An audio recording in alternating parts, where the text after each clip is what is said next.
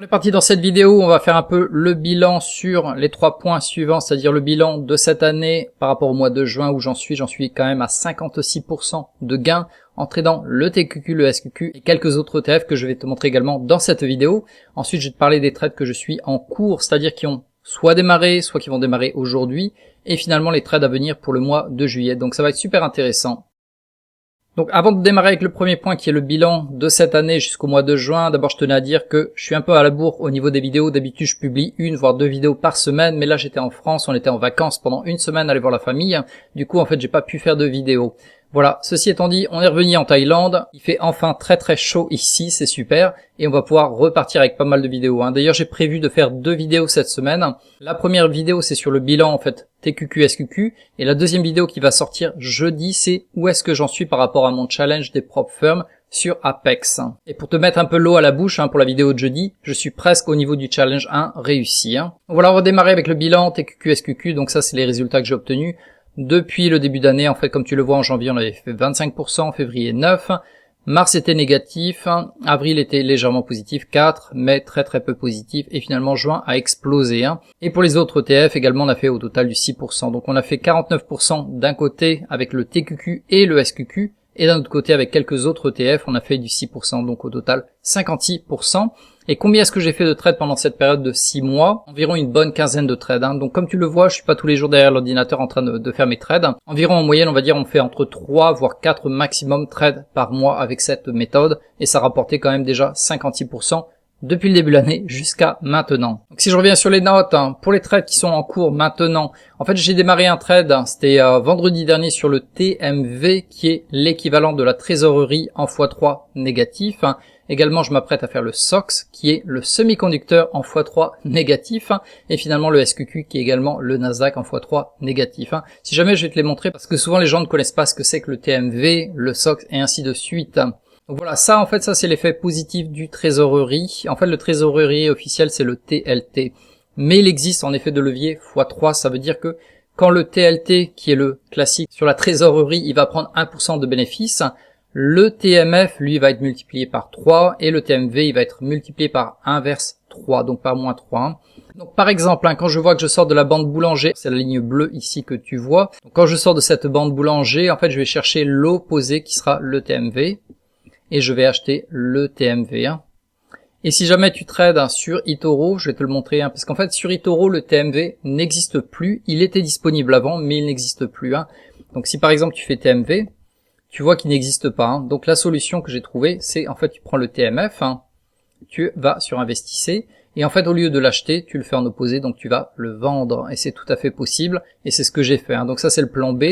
Si tu ne trouves pas le TMV, malheureusement, tu peux prendre le TMF. Comme tu le vois, j'ai ouvert le trade. Et en fait, moi, j'ai vendu. Ce qui veut dire que je vais en sens inverse. Voilà. Et ensuite, donc pour le SOX, si jamais je te le montre également ici. Donc le SOX, ça représente les semi-conducteurs. C'est un peu une sorte de cocktail avec du Nvidia, en fait, toutes les grosses boîtes sur les semi-conducteurs. Donc le socle va en sens positif. Et là, à nouveau, comme tu le vois, quand on sort l'extrême de la bande de boulanger supérieure, qui est la ligne bleue, en fait, moi, je vais acheter l'opposé, qui sera le SOX, ici. Donc, c'est l'opposé, l'effet miroir inverse, en x3. Donc, par contre, pour le SOX, je l'ai pas encore démarré. En fait, j'attends d'atteindre le prix de la fermeture c'était jeudi. Donc, le prix de la fermeture de jeudi était ici, si je te le mets avec une ligne. Voilà, aux alentours de 21,31. Donc, voilà, j'ai placé mon ordre d'achat à 21,31, légèrement plus bas. Donc pour ce trade. Et finalement, je te montre le dernier que j'attends, en fait c'est le TQQ SQQ. En fait je me suis fait manger ce trade il y a quelques jours. J'avais acheté en fait à l'ouverture ici, parce qu'on était vraiment sorti de la bande de boulanger supérieure comme tu le vois ici, hop. Mais ça a été en fait une erreur de ma part, j'ai acheté trop tôt parce que là on avait une sorte de range. En fait une sorte de range qui était de là jusqu'à là. Et en général quand on a un range comme ça, il vaut mieux attendre 2 bougies qui vont sortir de la bande de boulanger. Donc moi j'ai attendu une bougie, immédiatement j'ai sauté sur l'opportunité. Et c'était trop tôt, je me suis fait manger mon trade, mon stop loss était aux alentours de ici.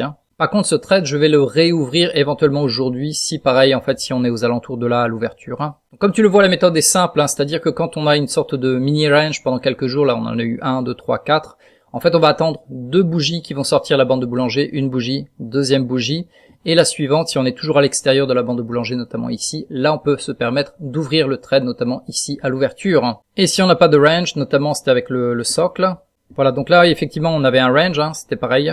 En fait j'avais dit tout à l'heure pas de range, mais là c'est la même méthode. Tu vois là une sorte de range, on va casser 1, 2, donc là on a une autre 2 bougies, et je vais attendre en fait d'atteindre le prix de la fermeture ici pour partir en sens inverse avec le socle. Hein. Donc si je te le répète parce que ça a l'air un peu compliqué, je vais très vite dans cette vidéo, mais tout expliqué dans ma formation.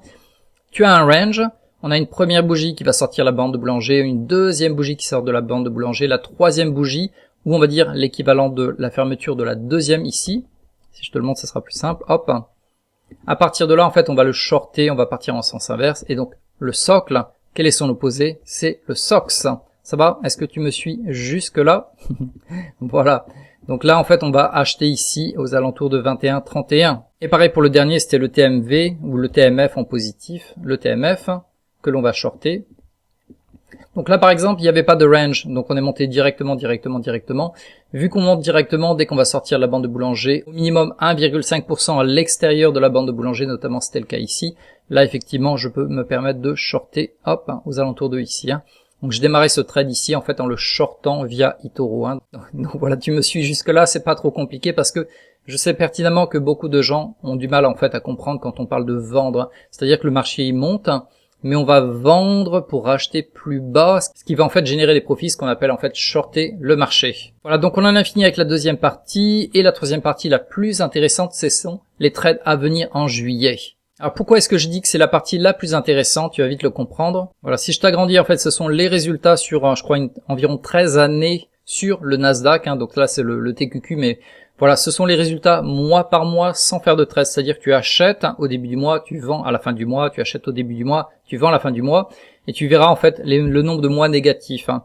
Et juillet qui arrive, il y a 0 mois négatif. Il n'y a jamais eu de mois négatif pour la totalité de juillet depuis, on va dire, les 13 dernières années. Donc moi, ce que je fais, ce que j'attends, en fait, j'attends un petit repli, c'est-à-dire une baisse du TQQ vers les moyennes mobiles. Et à ce moment-là, en fait, je vais aller plein gaz, je vais acheter au niveau de la moyenne mobile 20, et un peu plus bas, et encore plus bas, et si jamais j'aurai mon stop loss, qui sera pas trop loin si ça continue à chuter. Mais je sais pertinemment que, en général, bah, tu le vois hein, statistiquement, sur 13 fois, sur les 13 dernières années, il y a eu 0 année négative sur juillet. Sachant que la pire année a été de 2,28% de gain sur le TQQ, hein, et qu'en moyenne on fait du 13,25% de gain sur juillet, uniquement hein, sur juillet. Donc si je te le montre sur le graphique, on va repartir en TQQ, et hop, je te le mets en plein écran, ce sera plus facile.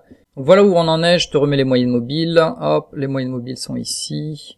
Donc moi ce que je me fie surtout c'est la moyenne mobile 20 que tu vois ici. Hein. D'ailleurs on est extrêmement loin de cette moyenne mobile 20 et comme je te montre en fait on est en 20, moyenne mobile 20 en EMA. Donc là effectivement si tu regardes la distance, ouais, on est vraiment assez loin. Là on est environ de 10% de distance.